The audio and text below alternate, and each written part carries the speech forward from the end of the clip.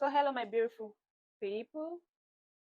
On the last lesson, we talked about tools that you need as a beginner native to follow up this journey of your free beginner nail journey with me, and tool that you need as a beginner to not just with me as a beginner native on the budget, right?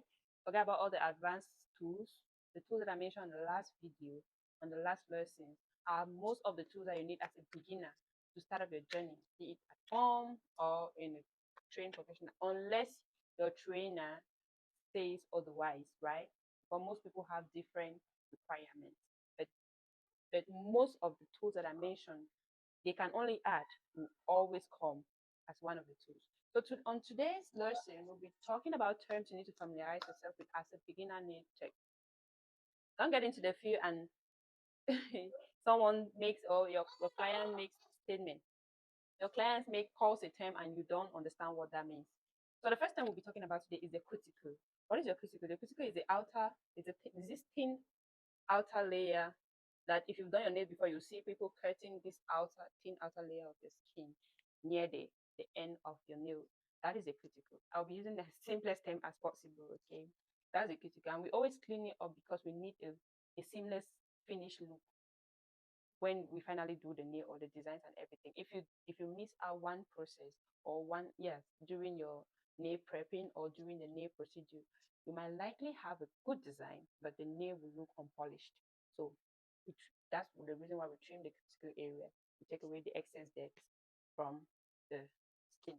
The second term you'll be getting familiarized with is a dead skin. You hear nail talk about dead skin. Dead skin is as your nail is pushing up, there are dirt part of the skin that sticks onto it.